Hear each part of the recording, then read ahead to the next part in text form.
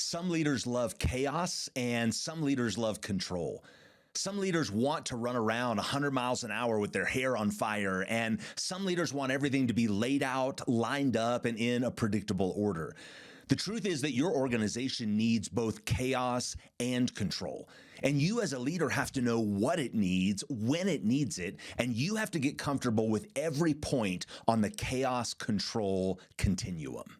Welcome to the Matt Ware Show, a podcast for leaders who want more and won't settle for less. Straight talk to help you lead better, live bolder, and not lose yourself in the process. If you're serious about going to the next level in life and leadership, you're in the right place. Well, hey, everybody, welcome to another episode of the Matt Ware Show, where we talk about what it takes to go to the next level in life and in leadership. And I just want to say thank you for listening. Thank you for watching. I love having you with me on this leadership journey. And leadership really is a journey. It's not a destination. You never arrive as a leader. You never make it. You're always learning, always improving, always striving to level up. When you stop growing, you stop leading. And my whole goal with this podcast is to help you keep going, help you keep growing. And it would mean the world to me if you would share this with other leaders you know who are trying to grow, trying to go to the next level as well. I want to set up today's episode by referencing a fantastic quote from Andy Stanley, who says, "Leaders must know the difference between a problem to solve and a tension to manage." We have to know the difference between a problem to solve and a tension to manage. The reality is that some things are problems that we have to solve and then we can move on. But other things are tensions that we have to manage indefinitely. And great leaders really do need to be able to do both. We've got to be able to solve problems and we've got to manage tension in the context and the organizations that we're leading in. And so today, what we're going to do is we're going to talk about one of those tensions that we have to manage well if we're going to lead well. And that is the tension between chaos and control. Chaos and control. I'm deeply indebted to one of my leadership mentors, Dr. Mark Rutland, who taught me about this way back in 2013 when I went through the National Institute of Christian Leadership. And when I began to understand this concept, it really did change my life, change my leadership. He actually wrote about it in a book called Relaunch, which is the blue one right there behind me on the shelf. We'll link to it in the description for the show. Today, what we're talking about is what he calls the chaos control continuum. The chaos control continuum. And I know as soon as you hear those words, chaos and control, some of you are having this like automatic gut level reaction to one of those words or maybe both of those words based on which side of this tension you naturally fall on, chaos or control. And all of us really, I think, are naturally predisposed to one or the other. We all naturally lean maybe a little more toward chaos or a little more toward control. And it's important kind of at the outset talking about this to make sure we understand and establish this. We are not assigning moral value to either of these words. Neither chaos or control is inherently good or inherently bad. High-level leaders, which is what you are if you're watching or listening right now, high-level leaders, they have the flexibility and they can understand and value both of these things. They can value chaos and value control. Let me give you some context. Let me give you some definition for what I mean when I'm talking about these things. When I say chaos, when I say control, what do I mean? What am I referring to? When I use the word chaos, I'm talking about the things in our organizations that cause movement and heat and passion, right? Chaos that's where all the creativity comes from. It's where the energy and the freedom in your organization is. It's usually where entrepreneurs and high capacity, high octane leaders and salespeople and creatives live. Chaos is where all the growth happens in your organization. When I use the word control, what I'm talking about are the systems and the structures and the policies and procedures in our organizations that kind of serve to hold it all together. Okay, control is where the order comes from. It's usually where your accountants and attorneys and HR folks live.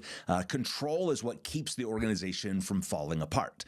And so, in the extreme sense, and this will give you kind of a mental picture of what I'm talking about, kind of paint this for you in your mind. Chaos is where all the train wrecks happen, and control is where there are no wrecks because the train can't leave the station. The danger of too much chaos is that the train flies off the track. The danger of too much control is that the wheels rust shut. High-level leaders know they actually need both chaos and control in their organizations. And this is so important for us to understand on this continuum, with total chaos being, as far this way as you can get, total control being as far this way as you can get. We have to be flexible as leaders on this chaos control continuum. Notice I said flexible, not balanced. If you are a leader, you should never have the goal of being balanced. Balance is a myth. Balance is a mistake. Balanced people do not change the world. The goal is not balance. Okay, if total chaos is a 1 and total control is a 10, the goal is not to be a 5, right? The goal is to know what your organization, what your business, what your team needs at any particular moment or season of time. Our goal as high-level leaders is to be flexible as we navigate the chaos control continuum, okay? Because here's the reality. What your organization needs right now is different than what it needed last quarter, and it might be different than what they'll need next quarter, right? Okay, there are seasons of time where you need more chaos, you need more sales, you need to launch more products, you need to roll out more services, you need the energy and the growth and the creativity and sort of the passion that comes with everything on that side of the spectrum. But there are also seasons where you need more control, where you have to kind of take the time to make order out of everything that the chaos created for you. You got to consolidate your gains. You've got to create systems and mechanisms so that you can scale and sustain it. And so your job as a leader is to know what your organization needs and when it needs it. Okay, so let me give you kind of a simple hypothetical example of how this plays out in, every company USA, right? Let's say you've got a high-performing, high-octane salesman in your company who sells 500 units a month, whatever units are in your context, right? This dude moves 500 units, okay? He's blowing and going, Midas touch, everything he, looks at turns to gold. I mean, he can just, pick up the phone and make a sale, right? He brings cash in the door. The problem is he doesn't fill his expense reports out on time, if he fills them out at all. He never produces his receipts. He doesn't reply to internal emails. He's totally on the chaos side of your business. Okay, some of you know who I'm talking about. You have this picture in your mind. You're seeing this guy's face on your team right now. Okay, meanwhile, you've got somebody else on your team, the staff accountant, who wants to kill him, right? And she doesn't care how many units he sells. She just wants the spreadsheet filled out and turned in by 5 p.m. the day it's due. And in her mind, success is measured by whether he follows all the rules and fills out the paperwork and checks off, all the items on the to-do list. Okay, she's totally on the control side of your business. Okay, you know who she is too, don't you? Okay, here's what I want you to understand. Okay, and you got to hear me loud and clear. You actually need both of these people in your organization. You really do. You need somebody moving 500 units a month because that's what creates growth for your business. You also need someone who's doing the books and doing them right because that's going to create order in your business. Chaos produces growth, control produces order, and a healthy organization actually needs both, which means that a high-level leader must be flexible and comfortable with both growth and order, with both chaos and control. What we have to understand is that neither of these people are bad. You need the salesman and you need the accountant, and neither of these approaches are bad. You need some chaos and you need some control. Your job as a leader, which is not easy, which is not always straightforward, but your job as a leader, your responsibility is to be flexible and to know what your organization needs in the season that you're in. Okay, so if right now you need a guy moving 500 units, then you have to tell your accountant, look, I know this creates some heartburn for you. I know it's not the way you prefer for things to get done. I know he's a little scattered and the forms don't get filled out and all that. I get it. But he sells 500 units and you don't sell anything. So I need you to deal with this. I need you to make this work. But if at some point in the future you decide the chaos this guy creates is no longer worth it to you, it's not worth the angst and the drama and everybody, that he sort of alienates in the process, maybe you'd rather have two guys who can move 250 units each, but they actually get their expense reports turned in on time, okay? Now, again, neither of those approaches is inherently good or bad, but they do fall on different places on the chaos control continuum. And so as the leader, you really have to lead three different things in three different areas in this context. When we're talking about chaos and control, three different things you have to lead. Number one is you have to lead yourself. You have to lead yourself. You've got to lead yourself on this chaos control continuum. You have to know where you naturally like to be, the place that feels, the most comfortable for you, the sweet spot for you, just based on your personality, your temperament, your wiring, all of that. And then you have to understand that in the context of leading yourself to be flexible, regardless of what your preference or your predisposition is, right? Because what you're most comfortable with and what's required of you may not be the same thing. As a leader, you cannot always lead according to your own preferences. You have to put your preferences aside and lead based on what's best for the purpose of your organization. You can never let your preferences override the purpose you're trying to accomplish. Okay, so number one is you have to lead yourself. Number two is you have to lead your team. You have to lead your team. You have to be willing to tell your control people to lighten up, and you've got to be willing to tell your chaos people to tighten up. Coach your team when they need to pick up speed and get more creative and bring more energy, and coach them when they need to bring more order, more structure and systems, when they need to slow down so they don't cause a crash. Lead yourself, lead your team. Number three, lead your organization. Lead your organization. If you're leading a business, a company, a ministry, nonprofit, a department, a division, a project, whatever your context is, it is incumbent upon you to know how to intuitively sense where your organization is right now and where you need to be and what you have to adjust to get there. Okay, that is your job. It's your job to know where are we on this chaos control continuum right now? Where do we need to be based on all the things that are happening, what we're forecasting, where we're trying to go, and how do we adjust what we're doing or maybe how we're doing it to get there? Okay, and by the way, this is not a one and done exercise. I wish it was. I wish you could just, spend a few hours on this or go away for a retreat for the weekend or whatever, and then just solve it, right? But again, this is not a problem to solve. This is a tension to manage. So this is not a one and done thing. This is something you're going to be constantly evaluating and tweaking and changing and adjusting. Okay, let me give you an example of how this plays out. Regardless of what you think about them, what your political opinion is or whatever, this idea of the chaos control continuum is actually the operating concept behind the Fed, the Federal Reserve System. When the economy is blowing and going, things are starting to get a little hot, what do? They tighten it up, right? They raise interest rates a little bit. They limit the cash coming into the market. Okay, but on the other hand, when the economy has cooled off, when it's a little too stagnant, a little too slow, they loosen it up. They lower interest rates. They try to stimulate an influx of cash into the market. Okay, what they're doing is they're managing this tension, the tension between chaos and control. And that's what you're going to do as a leader in your organization. You've got to manage this tension.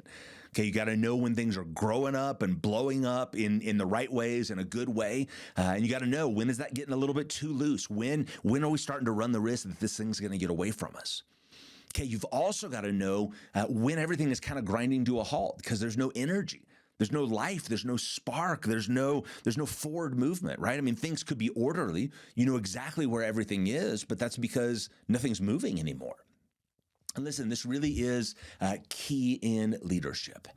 Leading chaos people and leading control people are very different things.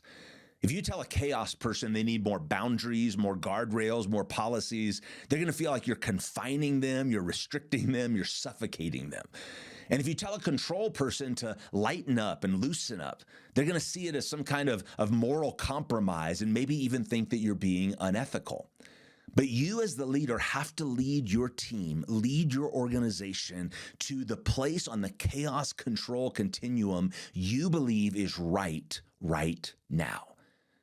Chaos people usually can adjust and learn a few policies, but really, big picture, they need to be in places, they need to be in positions where they can serve in more free, energizing, creative roles in your organization. Control people won't usually embrace creativity, which is why they really should be in more structured roles. And honestly, you wouldn't want them to be too creative, right? I mean, you don't want a highly creative accountant or CFO. That's how you get in big trouble. So as a leader, you got to remember, your job is to keep the chaos people and the control people in their respective lanes. Keep them working together, keep everyone moving forward in the same direction for the sake of the organization. You're the one who has to manage the tension between the chaos and control, both in the culture of your organization and in the relationships on your team, right? That's huge in leadership roles. We've got to manage the tension in those relationships. Let me tell you a story about how this played out for me on a team that I was leading a few years ago. We were doing a big commercial remodeling project and had a handful of people on the team who were working on it. And it was fun and stressful all at the same time. And sometimes that's just how it goes, right? Because there's movement and there's energy and growth and chaos. And it was just one of those seasons, right? Because it was fun and we were moving things forward. One afternoon, I had kind of an impromptu meeting with a team member so we could review some proposals that they were looking at from contractors and kind of narrow down, the scope and the decisions and all that. And I gave them the green light on some things. And so, they were off to the races. And this was a chaos person. So the fact that the meeting took a full hour means that I was already slowing the wheels of progress in their mind, right? It's already too slow for them. And the very next morning, I got a text from someone else on the team who was upset because they saw a check request come through, but no invoice submitted with it. And yes, this was my control person who was doing their job, by the way. And listen, both of these people are awesome at what they do, right? I mean, I needed both of them on my team. Our organization benefited from both of them being there and doing what they do best. But one obviously leaned toward chaos and the other one leaned toward control. And so my job as the leader was to keep them in their lanes, right? Keep them working together, keep them communicating, keep them moving in the same direction for the good of the organization. Okay, that's what leaders do. Now, in this particular situation, I had to tell my control person, look, you got to lighten up. Everything's going to be okay. I'm in the loop. I approved the ballpark range for this stuff, for this part of the project. I'm comfortable with it. Just write the check. Okay. And the reason why is because we needed chaos at that time in the project so that it could move forward. We did not need unnecessary delays and bureaucracy and all of that. And they got their revenge later, right? A few months down the road, all the dust settled and we had to reconcile the project and gather the invoices and the receipts and put it all together, right? But the point is this, as the leader, I had to move on the chaos control continuum based on what I knew the organization needed at that time. Leaders see more and before. That's John Maxwell wisdom. Leaders see more than others see, and they see before others see. Leaders have to develop an intuitive sense for what their organization needs and when they need it. And the reality is that because it's intuitive, you might not even be able to explain or quantify to anyone else why you feel the way you feel about it. And I just want to encourage you, while of course you want to do everything you can to communicate clearly and communicate effectively, this is a reality. Leaders understand things that non-leaders cannot and will not ever understand. It's just the way it is. So don't feel the pressure to explain or articulate or quantify everything to everyone. You are not responsible to explain it, but you are responsible to execute on it. What I really want you to take away from this today is that as leaders, we have to get more comfortable in more places on this continuum. I know you're more naturally wired for chaos or control. If we assigned it, 1 to 10 scale with 5 in the middle, your natural landing place might be a 3 or a 7 or whatever. But as a leader, you have to know where your organization is at and where it needs to be. You've got to adjust on this chaos control continuum accordingly. And I'm not suggesting you're going to be whimsical or volatile or unpredictable, that every day or every hour you're just, throwing caution to the wind. But what you are going to do is you're going to be intuitive and you're going to be flexible so that you can lead your team the way they need to be led. Leaders, you need to be fixed on your mission and be flexible on your method. Your organization needs chaos because that brings growth, and your organization needs control because that brings order. And a flexible leader embraces both chaos and control in themselves, on their team, and in their organization. Okay, that is the chaos control continuum. And I'd be curious, where are you at on this continuum? Are you more chaos or are you more control? Drop a comment if you're watching on YouTube, or send me a DM on Instagram. It's at the Matt Ware on that and all the other social channels. Make sure that you like and subscribe on whatever platform you're on, because that helps us reach more leaders. And until next time, go lead better and live bolder.